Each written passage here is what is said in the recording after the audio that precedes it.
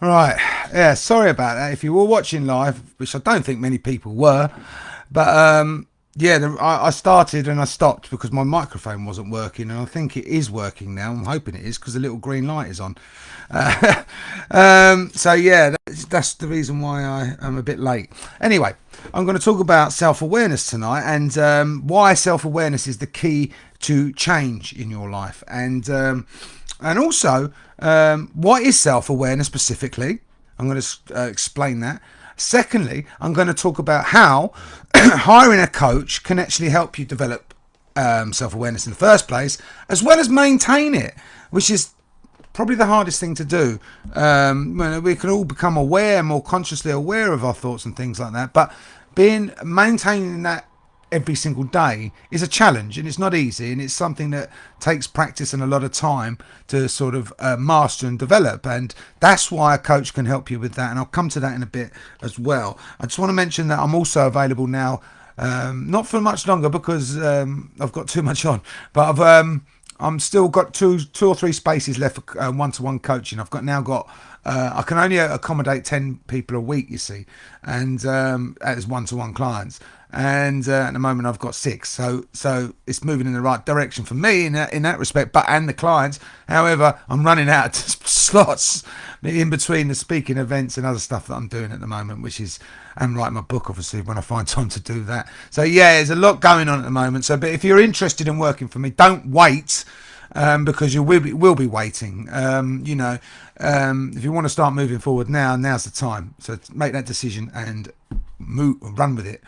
Anyway, so I'm going to go on and I'm going to talk about self-awareness. So your self-awareness. Now, what is awareness? It's your belief system. It's your values. It's your thoughts. It's your feelings. It's your emotional responses to things. It's your energy level at any given moment, right? So awareness includes your perception of reality. Okay, so versus what is actually really happening. It's our perception of what's happening rather than what is actually happening. So it's also your awareness of what others do and how others portray themselves, as well as their influence over you. Okay, their level of energy and how it affects you. So if you walk into a room full of people who are miserable, how does that affect you? Likewise, if you walk into a room full of people who are highly energized, how does that affect you? It's like if you put 2 rotten apples in a bowl of fruit, what happens to the rest of the bits of fruit? So being consciously aware of how other people's energy affects yours. That's self-awareness. And so awareness wears many different hats, though. I mean, it's not just one thing, one set of situations or events. There's many different ways we can talk about awareness, but self-awareness is what we're talking about here tonight. So when we're going through any kind of life transition or change, it is fundamentally important to be consciously aware of what is happening around you in that moment and within you in every moment. That's if you really want to move forward with your life, of course. If you want to be living the best version of your life. If you're happy settling or not really ever becoming the best version of yourself, that's fine. But if you are and you want to you want to create something really profound and great, amazing in life, then self-awareness is your key. It's your key to change, because without that, without becoming self-aware of what you're thinking and your thoughts and everything else like around that, you're never going to move forward in the way that you truly want to. So it's very important. After all, the psychologist Carl Jung, he once said, until you make the unconscious conscious, it will direct your life and you will call it fate. So we'll always go from one thing to the next thinking, oh, it's just the way it is. Well, no, it's not. It's how you create that. We create our own realities in life. So when you are truly consciously aware of yourself, you have the ability to then make conscious choices. And either continue doing what you're doing, if it suits you, if that's fine. Or try and do something different with your life. You know, we all reach turning points in life where we come to a psychological change or move, and we want to move forward in a different direction to where we've been going. And we all do this. It can be after a loss, it could be after something traumatic, or it could just be a case of you've reached a point in your life where you've, decided to do something different. It might be the end of a relationship or end of a job or something like that. You might have decided, you're within that job, but it's not, you've not got a real life balance, work life balance there. You're focused only on your job. And if that's the case, what life have you got? So you want some sort of balance as well. And so that's another turning point, because if you come to the end of a psychological change where you're saying to yourself, listen, something's got to change here because I can't keep doing this. That's a transition. That's a turning point. So you get the opportunity to then decide which direction you want to move in life. Okay, so awareness allows you to see past what is happening right now, or actually see what's happening right now in the moment. So you're able to see it free of any beliefs that you might have had, or judgments, development that from the past perhaps. So you might have gone through something in the past which wasn't pleasant or good experience, and you might then assume that because something happened in the past, it means whatever's going to happen in the future is going to be the same outcome. That doesn't happen. It's our beliefs. Therefore, by creating that belief, you stop yourself moving forward, because we tell ourselves when there's no point, basically, because it's only going to end in tears and it won't end right, blah, blah, blah. So we stick to staying where we are and we settle for what we've got now, rather than stick our head against the parapet and try and make something different for ourselves. So that's one of the keys of self-awareness, is becoming very clearly consciously aware of the blocks in our mind that stop us actually creating the life that we choose. Fears, worries, limiting beliefs, assumptions, interpretations about situations. All of these are blocks in our minds. We've all got them. We all have them every day. But we can also all control them and become more consciously aware of them when they're going on, and how they're actually restricting us moving forward in life. So the more you do that, the more you practice that, the more you do it every day, the more likely you are to be highly energized and creating something special with your life. It's not easy. This is one of the reasons why people hire coaches, to keep them accountable to do this work, so that they're not just learning how to do it, they're doing it every day. It's easy to read a self-help book and say, all right, I know how to do it now, and then you don't do it because you're not accountable. No one's holding you accountable. No one's challenging you. You can say, oh, and before you know it, you forget the stuff. How many times have you learned something and not practiced it, and then had to relearn it because you've forgot it all?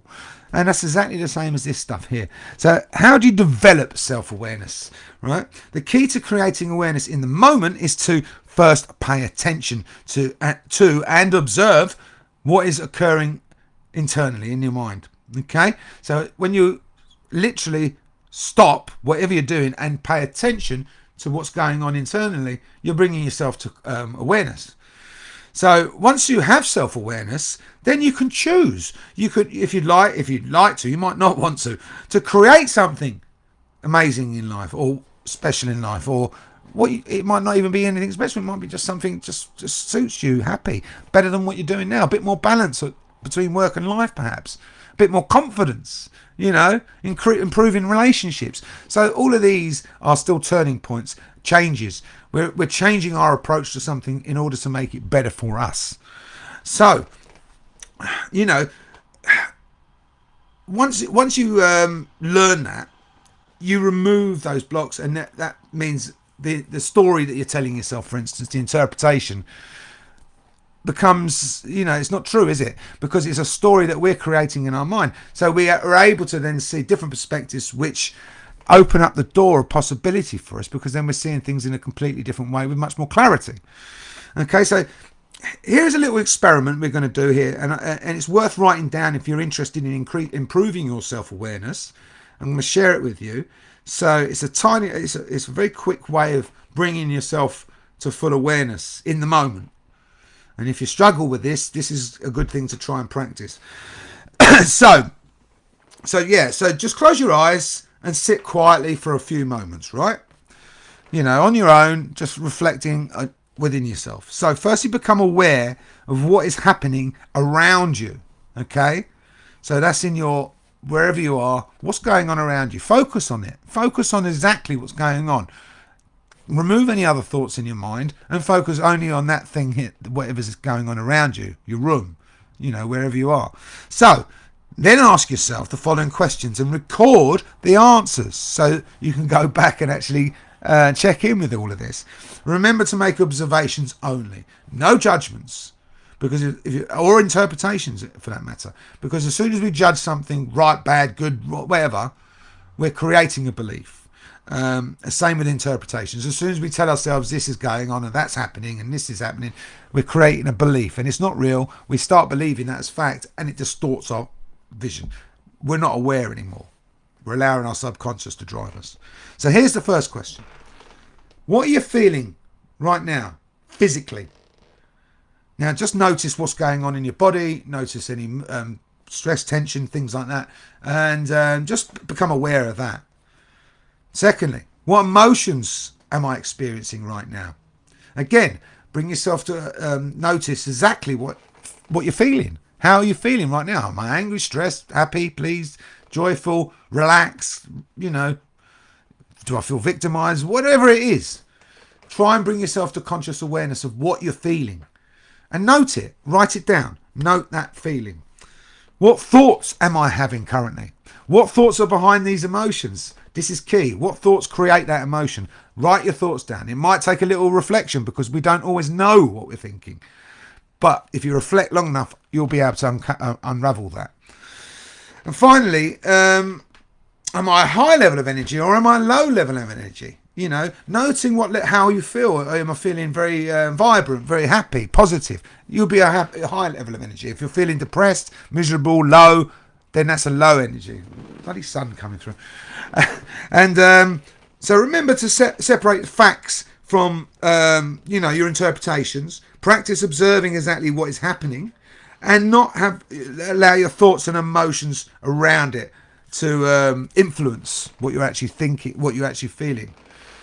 Okay, so that's, as soon as we create that sort of interpretation or belief, we distort the reality of what's going on. So separate the facts from your interpretations. Practice becoming aware of your physical body. Notice that any pain or tension you experience and let it go. Practice releasing that tension. And we can all do that. It's not, it's not a hard thing to do when we practice this. It's just being consistent in doing it. So perhaps set an alarm on your phone for every hour, on the hour, every day. So when you have time to check, so you have the time to actually check in with yourself. Working with a coach, you will not only learn how to develop your self-awareness, you'll learn how to observe your emotions clearly and in the moment. What do those emotions tell you about the situation at hand? What do they tell you about yourself? You'll increase your knowledge around the blocks such as fear, limiting beliefs, assumptions and interpretations, and understand how you can be move past those. Okay? And ultimately, start to create a way of being which is highly focused and confident, balanced, peaceful, and with complete clarity of mind. And if you're at a turning point in your life, hiring a trained coach helps you create that strongest foundation you can possibly build in order to create the mindset that you want, in order to create the life that you want. And if you're interested in finding out more about how I can help you do that, please drop me a line and get in touch before I run out of spaces. All right, and that's enough for this. I've just gone over my time limit, so I'm going to love you and leave you, and have a great evening. Ta-ta and goodbye.